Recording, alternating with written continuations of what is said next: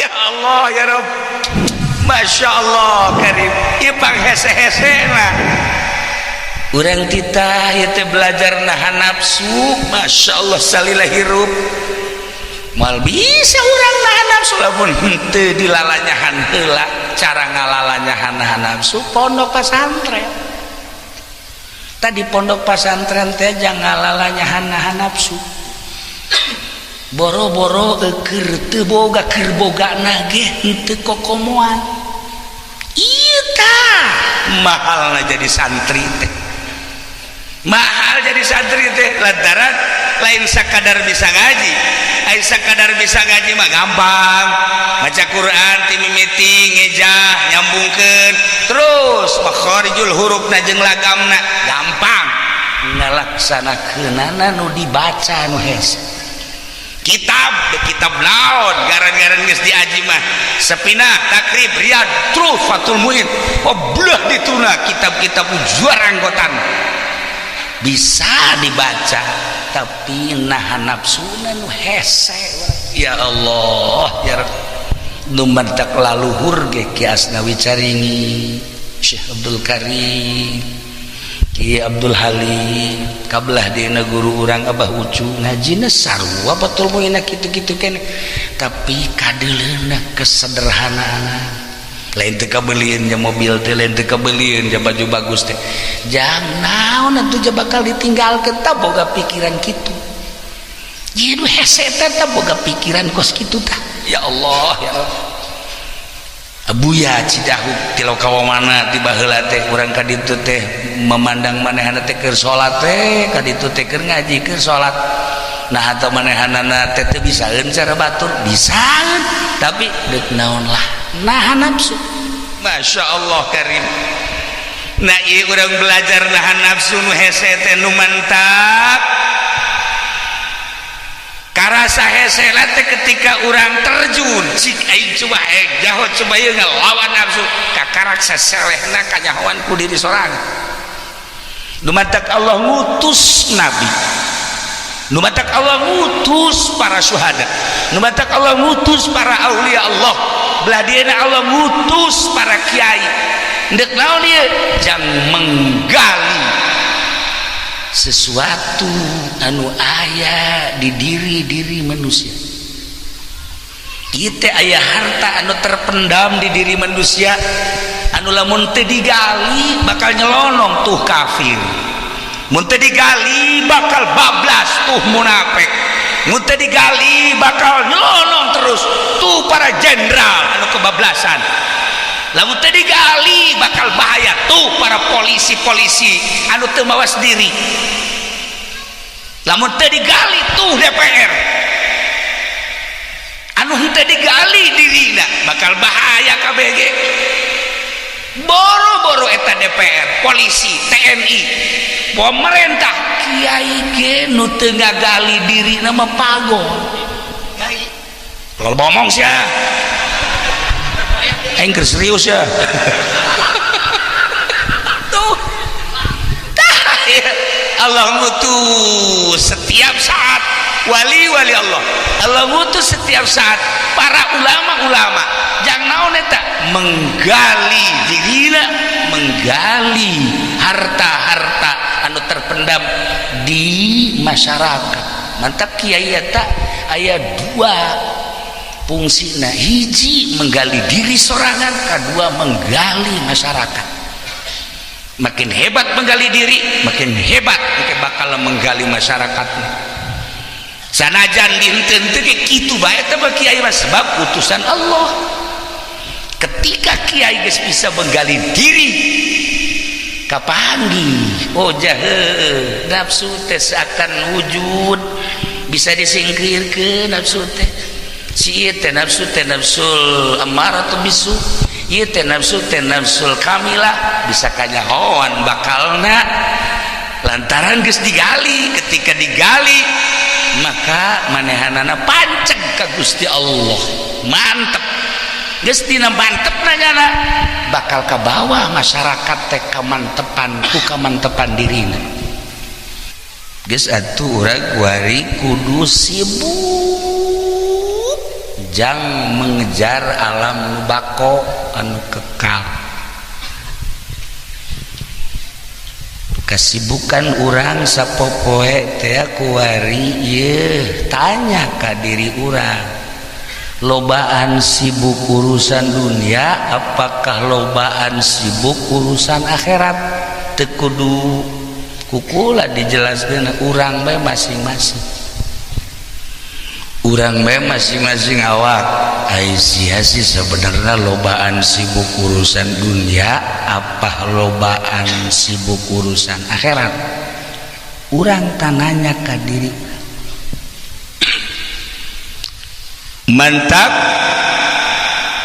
Dunia lupang indah-indah na hirup lupang indah-indah nama santri, sebab santri mah bisa nyeungseurikeun awak sorangan, bisa nyeungceurikan awak sorangan. Nu mantak loba guyon ge santri mah loba guyon lantaran santri mah bisa nyeungceurikan awak sorangan, bisa nyeungseurikeun awak sorangan, jeung bisa seserian sorangan. Eta santri eta. Indahna jadi santri, nikmatna jadi santri. Nu mantak encan sah jelema jadi santri, belah dituna jadi kiai, belah dituna jadi abuya lamun encan bisa seserian sorangan. Lamun geus bisa seserian sorangan eta kakarak santri asli, kiai asli. Entak ulah kaget lamun Haji Pendi seserian. Nyana osok seserian sorangan. Sarua cerik sorangan, seri sorangan. Asal kurang obat seserian sorangan. Ya gitu mantap diajak ka dieu tadi ngadahar obat heula. Obat penenang. Mantap janda ieu kadeulina kos sehat padahal mah masyaallah.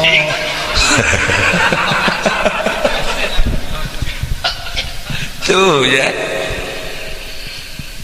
Santri mah bisa seserian nyeungseurikeun sorangan. Lamun geus bisa seri nyeungseurikeun sorangan hebat. Santri mah ka masjid, tuluy keluar ti masjid, dula-dula sendal ka mana? Segera aya ge ieu sendal kulit mantap. Ya Allah, mulai kuliahna dipake benang salengkah dua lengkah nyana ngahan jih tolol aing bolon aing aing sendal aing jepit ku daun balik make sendal kulit jih nyana ge seserian sorangan kan goblok ieu aing teh jadilah eta kan santri bener. Santri bener ai sieu mah kan terus harina. Nah bedana santri jeung sieu eta kos kitu malah mah bebeja ka babaturanna tuh sendal aing nu jepit aya ieu mantap eta bari seserian pan jahanam di babauku nyana eta tuh santri bisa nyeungseurikeun awak sorangan. Ketika santri wau jeung hiji awewe di deketan kumanehanana geus jelas awewena bogoheun ja santri mah karasep nu kasep baruduk toel kumanehanana wajarlah ja aya hijab make baju di toel terus noel deui kan awewe mulai cek ngaji aing kos nu teu ngaji bae goblok meureun awak aing masya Allah pan aing mah ngaji kieu bae ge atuh kunaon aing noel nyana noel ku aing diteruskeun waktu beres mah neng hampuranya neng ya lantaran kakak mah kieu ge santri ieu teh pan urang can nikah kos kieu teh haram neng geus hampuranya neng ya neng balik ka ditu aju kakak mah deuk ka pondok deui bae masyaallah cakena ieu awak aing ku tolol-tolol teh seserian sorangan ya nah. Tah eta kan santri bener tah. Coba sih. Ayo coba.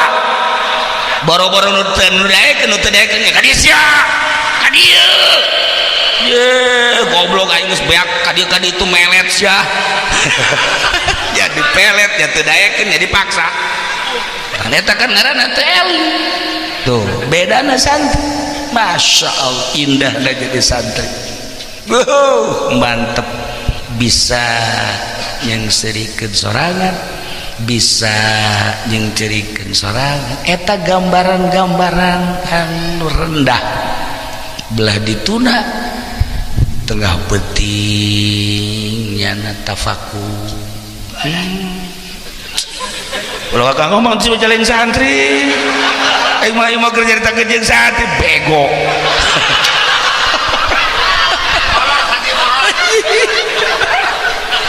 atuh aing mah jeung santri ya Allah sia ge diajak aing supaya jadi santri aduh merenung tengah peuting teh masya Allah santri mah langsung renungan anak kunaon batur geus karawin aing can jasi awak teh jore-jore teuing kunaon atuh nanya ka situ teu daekeun situ teu daekeun awak sia teh tuh kan ceuriknya teh tapi kembali deui geus aya di Lauhil Mahfuz tuh kan indah bae santri dah mau datang ke teu kawin ka jeung ku kumaha gas aing mah nungguan takdir eta indahna jadi santri eueuh we sedih eueuh tah kejadian maut sigana sarardih teh padahal ketika inget wa bil qadari khairihi wa syarrihi minallahi ta'ala eueuh sedih geus aya aturan Allah tah nikmat dada jadi santri teh kos kitu coba lamun teh jadi santri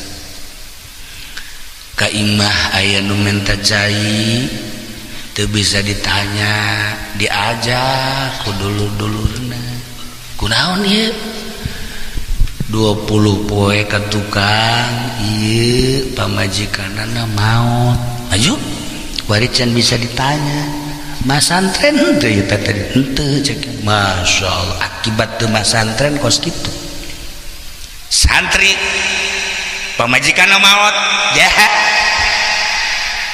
1 juta ganti aya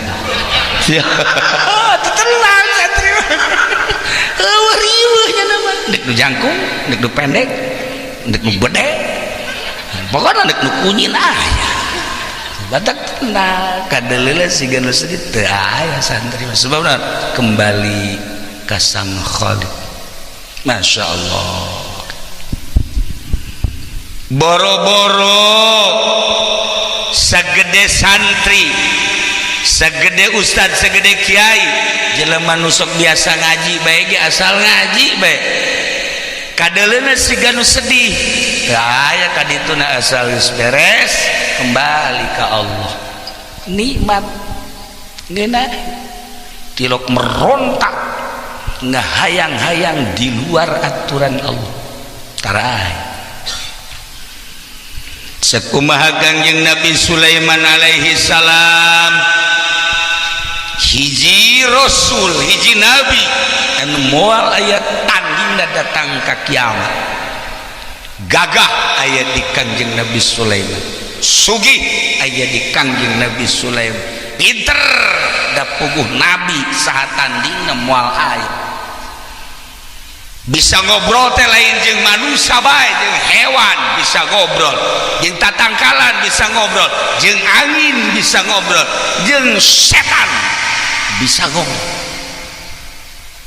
ieu kehebatan Nabi Allah Sulaiman alaihi salam begitu datang waktu lebaran Kangjeng Nabi Sulaiman ngobrol jeung beo begitu ngobrol cak manuk beo teh dunungan ieu teh pan lebaran aya naon emang kula rindu jasa ka dulur-dulur kula nu di jauh minta izin be hayang mudik gak boleh pulang kampung.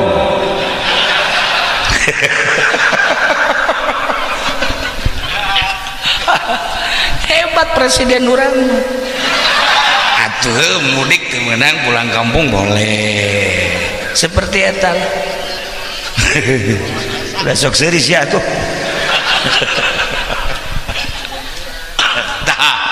Oh cek Kanjeng Nabi Sulaiman sabaraha poe eta kaditu ka lembur sabulan abdi di perjalanan jadi lamun bolak-balik 2 bulan. Oh cek Kanjeng Nabi Sulaiman geus atuh kuari mah dibere 3 bulan balik sabulan jang kadi sabulan jang di imah sabulan. Alhamdulillah cak beo nuhun dudungan abdi pamit balik. Hiji manuk anu istimewa beo teh gede teh sabaraha tapi mahal hargana.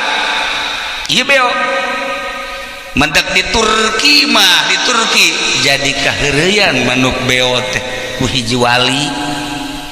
Hiji mangsa seorang wali mawa manuk beo ke pasar dijual lantaran bisa jasa ngomong nata manuk beo teh datang ka dijual 1000 dinar uang emas. Masya Allah bayar isukna nyana mawa kalkun mawa kotok kalkun ka pasar hayang lakuna 1000 dinar di sarua bae nu kamari meuli beo teh ka dieu tah beuli mah eta naon kalkun. Atuh kalkun mah teu hayang aing kudu 1000 pan leuwih gede ti beo. Leuwih gede leuwih bagus kalkun mah sorana ge atuh pan hebat asa si murah. Wabeh jelema embung ka kalkun mah hayang ge beo gorenganan loba kabisa beo. Inur Jaya ge sakieu ge lain beo bebeoan doang lumayan kan nya. Ai maling buntut-buntut bae mah bisa. Tuh kan? Tuh, ari sieu mah kalkun. Atuh deuk sanu meuli coba aya. Atuh kan. Boro-boro dijual, dibikeun ge ka urang Cisokat, cak urang Cisokat teu hanai aing mah. Teu hayang. Bong aing kalkun kos kitu ieu. Di jerona aya makna tersendiri. Manuk aya nu leutik mahal, beo mahal, tapi aya nu gede manuk-manuk jeung hayam-hayam nu teu bermakna mah murah. Eta keur carita ukuran dunia, cerita ukuran akhirat ge sarua bae. Kitulah teangan makna-makna supaya diri urang teh mahal. Tarolah urusan dunia mah gampang, mahal teh menurut Allah, mahal teh menurut Nabi Allah, mahal teh menurut kekasih-kekasih Allah. Eta tak ngamahalkeun makna moal bisa di sekolah tambah dunia kabeh ge. Ngamahalkeun makna sugan kuari aya di pendidikan perwira datang ka jadi jenderal ya, brigadir jenderal, letnan jenderal, mayor jenderal. Makna dunia teh mah kabeh makna nu di jero nama moal bisa diraih kecuali ibtida'na di pondok pesantren. Kadeleuna hina, kadeleuna di bawah sederhana mun dipandang ku mata nu ieu. Tapi lamun dipandang ku mata nu ieu, masya Allah, eta santri-santri teh ternyata pengisi-pengisi surga. Sieu mah kalkun sieu mah. Ya. Hayang ka surga teh kalkun mah hese. Hese ajeun ku kuah. Ya Allah, kecaritakeun manuk beo teh mudik. Oh datang ka imah teh atuh dibagiakeun ka lemburna ku dulur-dulur dan rekan-rekan berikut tetangga-tetanggana. terasa sakedeung sabulan teh lantaran loba kanikmatan jeung kaindahan kieu urang teh kitu lamun urang nikmat contohna urang jadi panganten sapeuting asa samenit tapi lamun urang nyeri huntu sapeuting sakumaha 10 tahun nyeri huntu mangalayan eueuh Pak dilok aya nu ngalayan ke mana nyeri huntu tah ieu ya gering pangjore-jorena nyeri huntu tah eta sabulan sakedeung lantaran kanikmatan kapanggih jeung dulur kapanggih jeung rekan kapanggih jeung tatangga senda gurau nikmat sabulan teh teu karasa geus datang deui ka waktu balik duh cak beo sakedeung amat ieu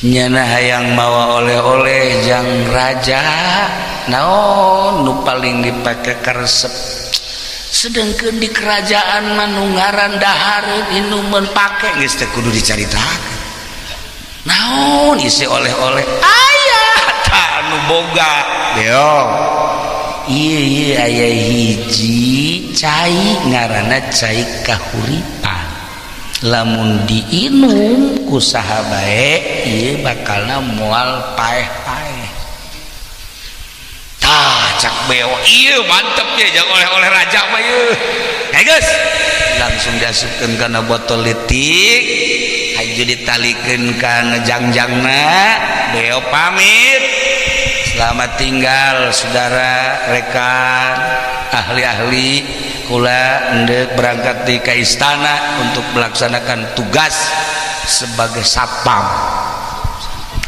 beo teh berangkat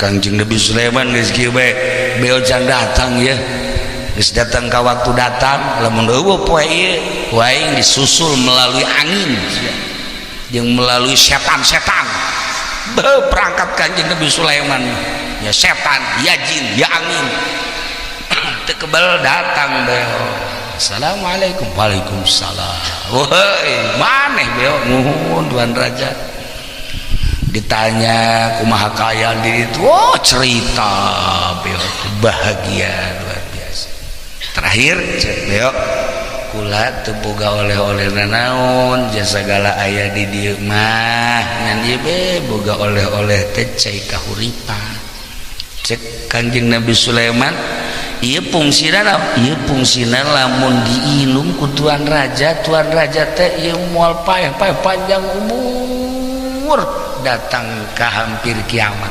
nah mantep cek Kangjeng Nabi Sulaiman gas terima tapi Kangjeng Nabi Sulaiman kan ngayakeun musyawarah di Indonesia kan aya permusyawaratan bacakan musya Pancasila rakyat gegeraan atuh rakyat teh sia geus kolot kudu nyaho rakyat ge bodoh di bawah bae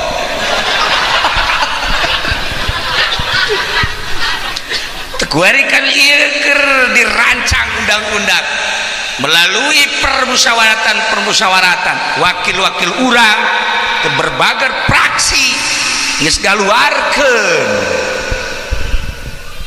ngaluarkeun ide-ide tinggal menunggu setuju apa henteu ketuhanan yang maha esa guru aing orang Jogja baheula satu ketuhanan yang maha esa orang Jogja betul bisa esa ya nah ya ieu dek diganti rancangan undang-undang teh mangga bae dek diganti tetep bae negara sakilan rancangan undang-undang diganti urang mah kitab dan tetep Al-Qur'anul Karim rukun wuduna tetep bermazhab Imam Syafi'i rukun salatna terus puasana dan lain sebagainya apakah riweuh henteu sebab daun santri mah digaji henteu teu digaji jeung teu hayang jadi nanaon hiji be santri mah embung jadi nanaon hayang jadi ahli Allah. Iya Allah emang sih ya kalku mah bae loba hayangnya nama santri mah teu hayang suka jadi guru teu hayang juga jadi murid teu hayang suka jadi DPR embung dipaksakeun ge teu boga ijazah teu hayang santri hiji be hayang jadi ahli Allah. Beuh ka kulu aing ngadengen kos bener teh kitu tah. Dah hebat dah santri. Masya Allah. Gas ulah caritakeun urusan negara teh mah anu ngageugeuh. Sabodo maranehanana kege karasa ku urang kabehan. Di mana diganti ya pasti urang ge atuh. Ih, si masuk ka Sunda rembel bae. Ih, kos jagoan bae sia. Keheula. Malah ya rubat ribut di Indonesia mah. Bhinneka Tunggal Ika NKRI bae mantap. Des ulah pikiran kos kitu maksudna. Kae sakedeung deui. Ieu mah ulah we nyaritakeun teh Kanjeng Nabi Sulaiman musyawarah jeung manusia nu aya di istana jeung jin nu aya di istana jeung hewan-hewan anu aya di lingkungan istana kumaha ieu beo mawa oleh-oleh cai kahuripan lamun diinum ieu kaula panjang umur mendekati kana kiamat kumaha kira-kira. Wow manusia kabeh satuju jin satuju hewan-hewan satuju kabeh sebab Tuan Raja Maharaja inter aya di Tuan adil aya di Tuan segala rupa aya di Tuan geus kami mah satuju panjang umur kabeh satuju ngan aya manuk kokok beluk di dia manuk kokok beluk naon sarua manuk kokok beluk paingan banget da kos kokok beluk ieu rajana ya cak manuk kokok beluk ke Tuan Raja ladang manusia kabeh satuju jin satuju hewan-hewan satuju ulama ieu disebutkeun teh satuju besi kula di brendel cara di MPR kamari cara di pusat di brendel datang ka kuari teh direnggenkeun bahasana direnggenkeun nya urang dieu teh mengaran direnggenkeun heula ulah dilanjut heula na toh tapi kieu cek manuk kokok beluk Tuan Raja milu beh heula jeung kula yuk kamana ayo milu diajak ke hiji tangkal kayu gede aya gowok di dinya tah ieu aki-aki nu aya di gowok gede babaturanna ngan kula doang nyana ieu geus teu daya teu upaya geus sabaratus taun meureun nyana gara-gara nginum cai kahuripan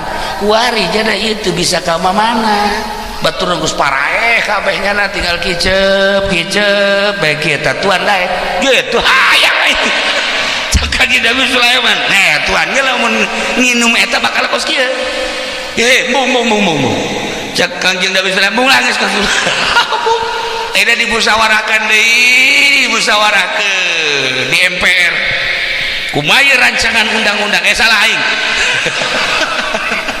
kumaha urusanna cai kahuripan tetap cek manusia jin dan hewan inum Tuan datang ke mana sebab kekuatanna lantaran Tuan mah adil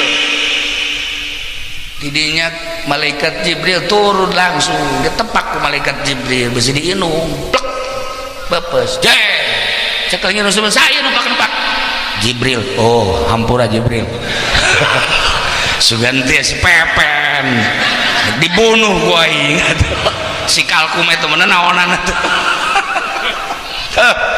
akhirnya ulahan ke malaikat Jibril cek Kanjeng Nabi Sulaiman emang ulah panjang umur Masya Allah cek malaikat Jibril bisa bae ajeun tanpa ngindum si kahuripan menta ka Gusti Allah ja Allah magdeudeun jeung nyaaeun tetapi naon hartina panjang umur ai bakal okos anu digowok mah ijah heuh nya cek Kanjeng Nabi Sulaiman geus atuh henteu lah Nah ieu Kangjeng Nabi Sulaiman bege hendak dipanjangkeun umur melalui permusawarahan ditepak ku malaikat Jibril ulah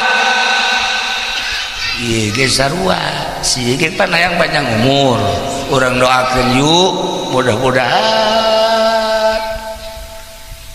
amin ndek naon deui atuh hirup di dunia ndek naon deui jasana jan gawin deui nya kadeuleuna doang gagah buktina si itu nangis merengut bae salah aing cek kene milih si eta ngatu kalkum ngaranna tak itulah para jamaah kaum muslimin wal muslimat rahimakumullah ternyata horegaran cek Kangjeng Nabi Sulaiman ulah hayang panjang umur ulah hayang pendek umur urang pasrah bae ka Gusti Allah kumaha ajal bae nu penting salila hirup urang ibadah ka Gusti Allah sebab Allah janji ketika urang jadi kekasih Allah Allah geus nyadiakeun surga ketika urang jadi hamba Allah anu maksiat bahkan urang teh jadi hamba iblis bakal disadiakeun ku Gusti Allah neraka pintu surga nu kahiji di luhur lawangna la ilaha illallah Muhammadur Rasulullah pintu nomor kahiji eta Masya Allah diperuntukkeun jang saha eta pintu hek nomor hiji eta mah jang anbiya wal mursalin wasyuhada wassalihin khusus eueuh jalan bangsa kalku masuk ka dinya teu bisa khusus pintu surga nomor kedua babul musolli lawang paranti jelema-jelema nu salat cuman salatna bikamalis salat dengan mengerjakan salat anu sempurna zahiran wa batinna zahirna sesuai jeung syariat syarat rukunna batinna ketika salat bener-bener tawadu ka Gusti Allah teu inget ka sisi ka gigir geus disadiakeun babna khusus babul musolli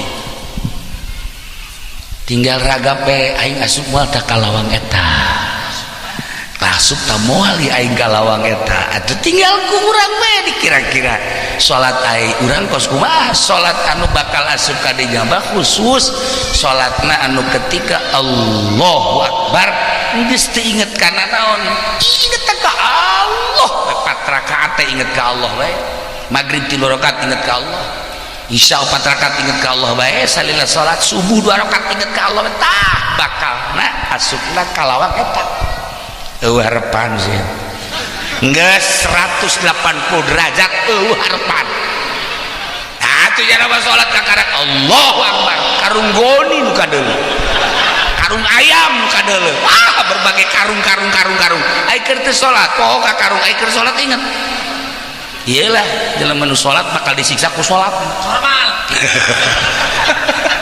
babul musallin ya Allah daripada sapi siapa hasud benernya nomor katilu babul muzakki lawang paranti jelema-jelema nu ngazakat anu ngazakatna jeung anu sedekahna bitayyibi anfusihim kalawang bersih hati ikhlas zakatna ikhlas sedekahna ikhlas bebereanana ikhlas bakal dikhususkeun lawangna babul muzakki nah urang ketika gitu naon ngaranna panen menang 1 ton minimal geus dipersiapkeun jeung zakatna komo haju leuwih makan itu wah geus disiap-siap kurang dagang itu kene nisab ya teh siapkeun zakat segala rupa urang boga kaleuwihan siap-siapkeun ku urang yang fakir miskin yang fuqara masakin yang yatim piatu. Nah ieu khusus bakal lawangna lawang muzakir sigis uhar pandai can pernah kadenge di lemburna nyana ngazakat can pernah kadenge malah zakat nu batur dicokotan luar pan luar Allah kan Masya Allah nomor katilu le sorga teh babul amri bil ma'ruf wan nahyi 'anil munkar jang anu al amiruna bil ma'ruf wan nahuna 'anil munkar anu selalu ditahan kana kahadean ngalarang kana kamunkaran pokoknya anu di dunia na amar ma'ruf nahi munkar tanpa pamrih di mana baik iraha baik resikonya disiapkan kumaha tembak sekalipun penjara sekalipun dipiceun sekalipun pokoknya imah neangan kariduan Gusti melalui amar ma'ruf nahi munkar geus disiapkeun ku Gusti Allah lawangna babul amri bil ma'ruf wan nahyi 'anil munkar luar pandai encan boga lawangnya na ieu urang makan rada dari resta aya setik bae mah setik aya lah pokokna bae sieun mah suama sakali tika hiji datang kakak opat can aya bau-bau asana kanu itu wa kanu hiji deui tah ya ya Allah ya Rabb lawang selanjutnya ini adalah lawang anu babun nahyi anis syahwat bab atau lawang nahan kahaya ieu mah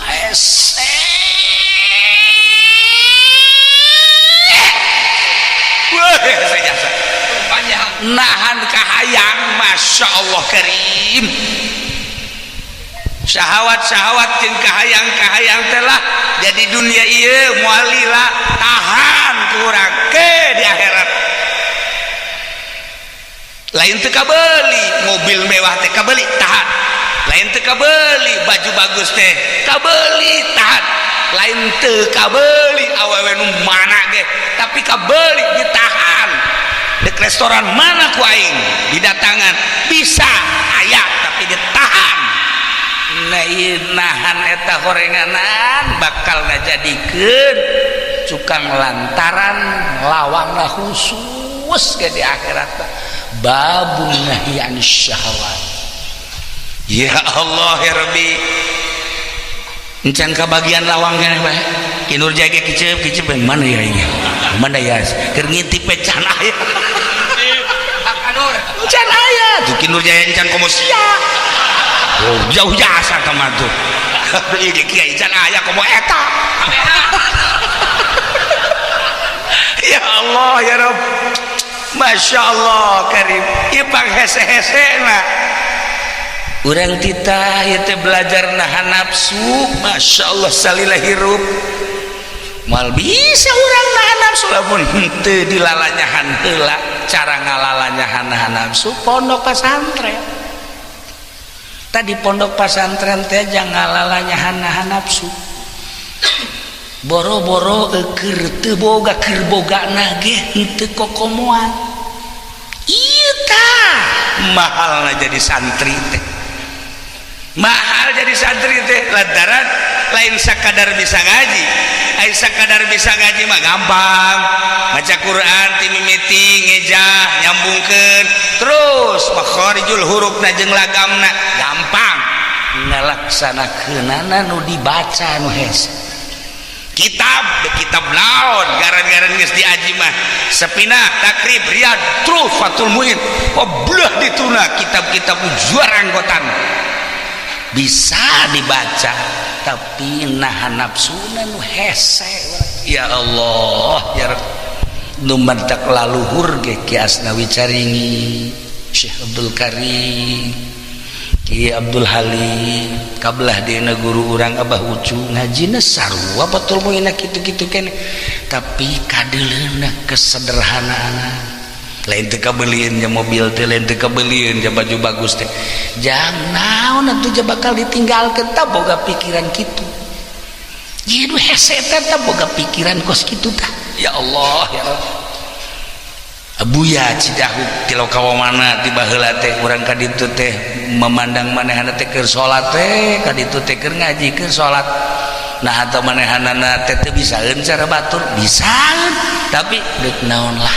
nahan nafsu ai sieu mah lain nahan nafsu sieu mah eueuh jadi eueuh lain eueuh nafsuan eueuh hayang mobil bagus cakena lah atuh kajen kuku mah ge bisa eueuh hayang dahar ngeunah lah kumaha bisa eueuh jang meulina beda gitu nah nafsu Masya Allah karim nah ieu urang belajar nahan nafsu nu hese teh nu mantap karasa hese teh ketika urang terjun cik aing coba jahot coba ieu ngelawan nafsu kakarak saselehna kanyahoan ku diri sorangan nu matak Allah ngutus nabi nu matak Allah ngutus para syuhada nu matak Allah ngutus para aulia Allah belah dieuna Allah ngutus para kiai ndek naon ieu jang menggali sesuatu anu aya di diri manusia ieu teh aya harta anu terpendam di diri manusia anu lamun teu digali bakal nyelonong tuh kafir mun teu digali bakal bablas tuh munafik mun teu digali bakal nyelonong terus tuh para jenderal anu kebablasan lamun teu digali bakal bahaya tuh para polisi-polisi anu teu mawas diri lamun teu digali tuh DPR anu henteu digali dirina bakal bahaya kabeh ge boro-boro eta DPR polisi TNI pemerintah kiai ge nu teu ngagali dirina mah pagon kalau ngomong sia aing keur serius ya tuh Allah ngutus setiap saat wali-wali Allah ngutus setiap saat para ulama-ulama jang naon eta menggali dirina menggali harta-harta anu terpendam di masyarakat mantap kiai eta aya dua fungsina hiji menggali diri sorangan kedua menggali masyarakat makin hebat menggali diri makin hebat engke bakal menggali masyarakat sanajan dihenteu ge kitu bae teh kiai mah sebab utusan Allah ketika kiai geus bisa menggali diri kapanggih oh jaheuh nafsu teh seakan wujud bisa disingkirkeun nafsu teh si teh nafsu teh nafsul ammaratu bisu ieu teh nafsul kamilah bisa kanyahoan bakalna lantaran geus digali ketika digali maka manehanana panceg ka Gusti Allah mantep geus dina mantep nanyana bakal ka bawah masyarakat teh kamantepan ku kamantepan dirina aya kiai anu keur ngiaina hebat mantep ditaluturkeun nu nanya rukun wudu rukun salat puasa haji jeung sajabana belah dieuna kiai teh jadi DPR aya tah di kitu teh mah di Lampung di dieu mah eueuh kiai anu kokomoan jadi DPR paling jadi MUI MUI ge teh semi kiai teh ge tah kacaritakeun waktu kerja di kiai mah hebat eta manehanana baharang kuari jadi DPR hebat tetap hebat tetapi kahebatanana teh kuari geus bisa dibohongan ku sorangan nu tadina digali diri sehingga dikiaikeun ku batur kuari dikiaikeun teh ngan sungut doang di jero kolbuna para masyarakat teu nyaikeun aslina mah lantaran naon lantaran eta teh tadi penggalianana geus katutupan Gus Dur dongeng aya kiai jadi DPR haju berjamaah sholat nu berjamaah na aya TNI atuh karena kiai polisi hakim jeung murid-muridna nyana kan imam bisa we Gus Dur ieu ngaranna almarhum almaghfurlah begitu nyana jadi imam tegep terus ruku menang 2 rakaat aya kadengnya suara tit bom hitung Masya Allah terus sholat beres sholat kan lain wiridan nyana nanya siapa tadi yang kentut siapa di antara makmum yang kentut ngaku ayo cepat kalau kentut ngaku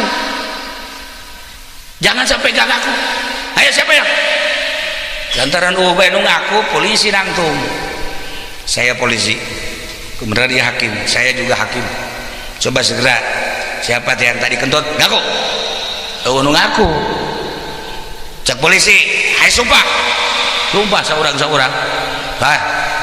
demi Allah saya tidak kentut ini demi Allah saya tidak kentut ini demi Allah jajaran kahiji disumpah kabeh jajaran kedua demi Allah saya tidak kentut jajaran katilu gitu kayaknya tidak ada yang kentut ini cek polisi ulah-ulah imam akhirnya imam ditanya Pak Kiai mohon maaf ini semua siap sumpah semua dia berani sumpah demi Allah tidak kentut bagaimana Pak Kiai kentut apa enggak ini yang lain mah tegap-tegap demi Allah tidak kentut demi Allah tidak kentut bagaimana Kiai demi Allah lah saya juga enggak kentut lah gorenganan imam nu itu tah jadi imam nu baheula tegep teh ya kuari mah barang jadi DPR nyana bisa membohongi diri jadi kuari mah demi Allah lah enggak juga saya juga beda kan imam mah demi Allah saya tidak kentut demi Allah saya tidak kentut imam sama enggak lah polisi kan ahok yes iya itu kan dulu menyesetan hitut kan kejauhan lah iya mah dongeng Gus Dur bisa ada sebab sudah lain naon kiai ketika eureung jadi kiaina jadi DPR bisa membohongi diri sumpah nangis ngabohongan diri sorang penggalian diri dak nutup boro-boro jang batut mana nu percaya ku ari ka kiai nu aya di DPR tek ceuli mana nu percaya ku ari ka kiai nu aya di MPR tek ceuli sebab naon Gus Dur geus ngagambarkeun model tadi nyana nu hitut nyana nu sumpah enggak lah bangsa saya kentut padahal heuh itu tuh ya itu sebagai gambaran teu kudu di DPR bae dimui ge sarua teu kudu dimui bae di tukang kebo ge sarua lah pokona mah tukang karung atau biang atau apa biang bohong enggak mah gitulah para jamaah kaum muslimin wal muslimat rahimakumullah na ieu nu hese ge ieu menggali sedengkeun neuk gagali sumur kudu ahlina neuk gagali di Citorek emas kudu ahlina neuk gagali tuh di Sulawesi tentang batu bara kalibatan batu bara kudu ahlina komo ieu neuk ngagali sesuatu nu terpendam naon ieu hak nu aya di kolbu iyalah nu aya di kolbu naon sifat ilahiyah kepangeranan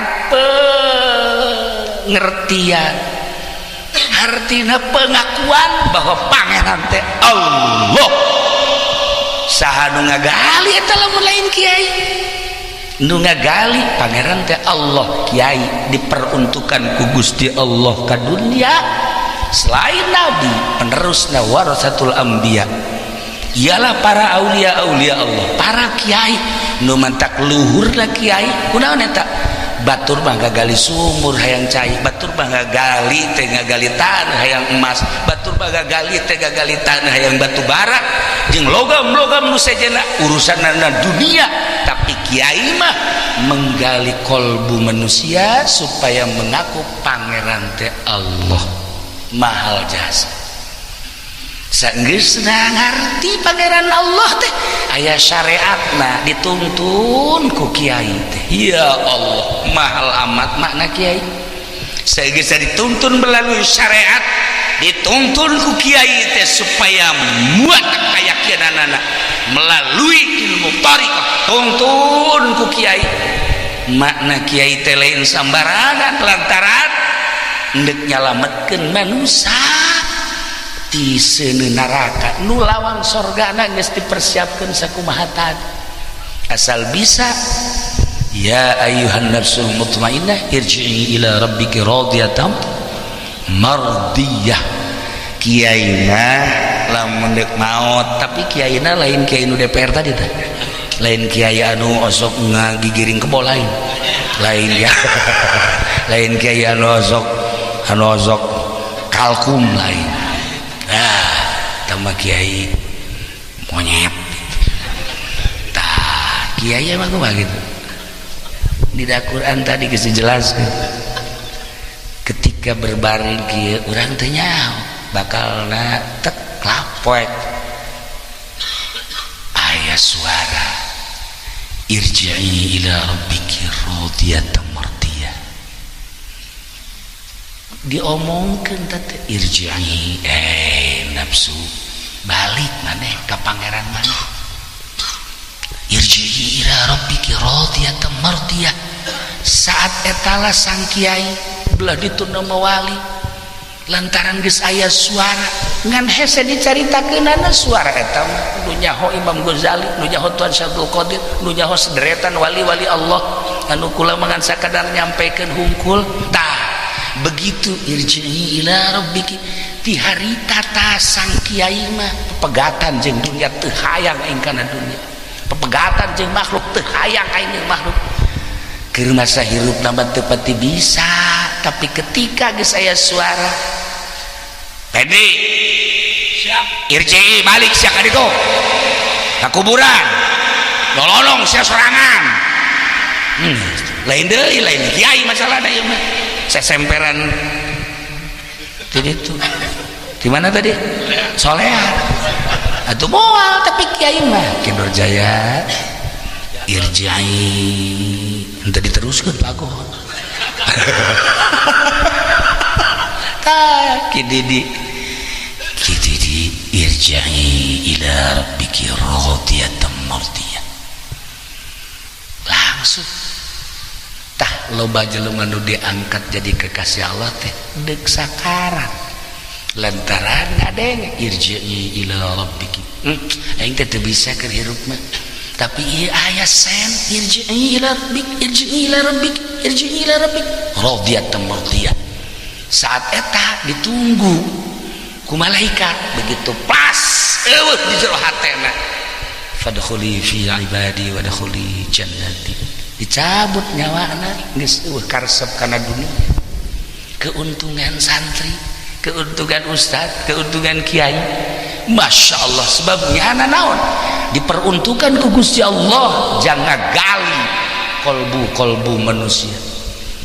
Nah naon coba dalilna tah pondok pesantren, naon coba dalilna tuh majelis taklim, naon coba dalilna eta murid-murid santerona. Eta teh hasil galian-galian daripada kiai. Masya Allah. Lamun urang jaritakeun guru-guru urang ngagali diri urang, utat tadina teh nyaho ka mubtada jadi nyaho, utat tadina teh nyaho ka fa'il jadi nyaho. Urusan maca belah dieuna urusan syariat sasaratan jeung rukun belah dituna terus, bahkan dituntun urang soal zikir nu mantep ka Gusti Allah. Ieu nu mahalna moal aya di sekolahan, moal aya di pendidikan prawira dasar urang mah teu ngaji meureunna teu sakola. Naon coba sakola luhur naon ngaran universitas ye odob sia aing mah keur nyaritakeun tentara polisi tah naon sakolahanna ngaranna cih tujak tuju bodoh dibawa ke kalangan Gitulah para jamaah kaum muslimin. Kula badek nyaritakeun betapa untungna jadi seorang kiai, sebab nyana penggali kolbu urang, muridna, tatanggana jeung sajabana.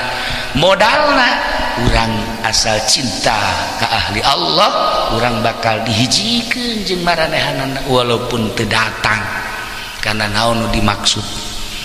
Penting urang hiji teh modal kos kieu urang, ya Allah ya Rabbi, ieu teh urang teh tanda cinta urang teh ka ahli Allah geus dihijikeun. Nah nu tadi teh eta teh aya babun nahyan syahwat, teu bisa urang, tapi hulu urangna bisa. Engke kapan kieu cak Kangjeng Nabi teh, kiai ka dieu, kiai ka dieu, naon kulawa ka sorga maneh teangan heula murid-murid. Sanu ngaku murid ka sia. Keheula aing mah dibere tilok pun ku sia. Pokona mah moal wakai. Ieu si kiai teh geus aya eskana kudu ka sorga, lawangna geus jelas. Tapi cak Kangjeng Nabi ulah waka berangkat teangan heula murid, keuntunganna di dinya urang boga keyakinan masyaallah. Ngecak Kangjeng Nabi ke teangan kula di mana cek Siti Fatimah, teangan di dua tempat, hiji di mizan, nomor kedua di sirat. Sakitu bae geus teangan. Nah eta Kangjeng Nabi teh mere mandat ka para aulia-aulia Allah, mere mandat ka para ulama-ulama sholihin. Nah iyalah keuntungan anak murid-murid anu bener-bener cinta mahabbah ka ahli Allah. Di dunia na orang mah biasa bae ibadah, tapi di akhiratna digupai ku guru nu ahli Allah. Isi mah geus cicing leunan. Henteu aing mah henteu. Dia beres kabeh. Ya Allah ya Rabb. Masya Allah nikmatna luar biasa. Ketika orang diizinkan jeung ahli-ahli Allah di bawah bendera Kangjeng Nabi urang, Kangjeng Nabi Muhammad sallallahu alaihi wasallam wa tahta liwa'i sayyidina Muhammadin sallallahu alaihi wasallam yaumal qiyamati sa'ir. Kos kitulah tuh ya. Pam santri mah kan di duniana loba pikaseureun saudara santri. Okos tuh hebat padahal henteu. Santri, okos tuh teh hebat padahal hebat. Satu ketika aya jelema ribut di lapangan main bola. Lantaran eta teh tadi bareng offset. Dilangsungkeun wae. Ribut lah. Wah, ribut gelut. Langsung santri bakal terundang sebab jana aya amar ma'ruf nahi munkar be komodeng ci sokama atuh pelor be apa datang ke bengkel sepeda baringungeun ge kekurangan pelor. Aduh ya Allah ya Rabb. Nah si santri langsung pisah jangan ribut, pisah jangan ribut. Aya jelema bergeut biasa pan ka santri leutik-leutik sia letik kene saya bisa ke nukio langsung belati potong belati potong boom cak jawara lalaga ada budak santri datang ke potong kia langsung kaget sama ayo santri sih ayo ngepotong tak belati tak ngingin sih guys bahaya langsung turak cak alhamdulillah langsung babaturan darah rata sih hebat amat nyawa ini hebatnya honte. Pada sih kita belati bisa potong aing pan leutik make samping podek. Jadi ieu lo podek teh ieu tah. Jadi belati nya teh lain ka beuteung aing eta teh ka bubundelanana. Ku batur pacar hebat bae aing. Kusur lo ngomong geus pokona mah hebat teh aing lah. Jadi jelema katipu. Mentak ge awewe ge loba katipu ku santri. Pacar loba duit padahal henteu. Ngan kulantaran awewe na dege lain hayang duit nya mah hayang ge sorga bae. Dasar siapa teh mondok. Atuh kami mah mondok sih. Mentak awewe na ge atuh geus kieu meureunan geus takdir ilahi cik. Pasrah geus lah pagahan kula belah. Awewe ge langsung minta dipagahan ka salakina. Ya. Pagahan jeung naon heula tuh cenah ka amil. Langsung ila manalawa mila pinau itu amilin ngomong pamajikan ieu mah hartina naon Kak hartina maruhan siram hotogeun muhayan sanyana pirang-pirang hamil jumlahna 100 deh kakula doang meureun 100 kono sajian mau buat 100 henteu hiji mah kitu amat gaji segitu jadi pamajikan lagi bingungin ke santri dah kakak mau 100 dia kakula meureun kono sajian mau buat 50 ai sia mah ieu mah ti dituna entahlah mau aing moal ngaji lah jadi pakai hese-hesena cak almarhum abah ge tiki prawira eta boga santri nu hese teh pamajikan maksudna ngajar pamajikan teh nurut heran nu sajen mah narurut kabeh eta buktina tah ambil 100 bae lah kakula doang meureun nu sajen mau 50 meureun enggak haji datang kadinya doang nah iyalah urang lamun boga pamajikan santri nikmatna luar biasa Masya Allah teu kudu hese urang ngadidik rukun wudu teu kudu hese ngadidik rukun salat teu kudu hese baca Quran urang biasa urang salat ti penting Allah pamajikan nurutan je coba lain santri je tahajud ge deukeut aing bae meureun emang kos gitu kan tapi lamun pada santri Masya Allah Kak tungguan Kak kunaon kula ge hayang milu tahajud ulah geus neng mah geus ulah tahajud geus beureum bae urusan anak itu ih engke kakak ka surga banyak kula ka neraka henteu ulah neng mah henteu kula mah ngilu bae ngilu nya Allah Akbar menang 2 rakaat ngajebleh ieu dadana dibuka atuh geus Kinurjaya kieu we aing sih ieu sabenerna tahajud menang sabaraha rakaat teu beres tuh kan tadi cek pamajikan nah tuh kan sarua ibadah ieu kan atuh geus aya kos kitu mah lu bentek aya kieu tah santri mah begitu nyaritakeun Pak Agul Bapak polisi malam tahajud saya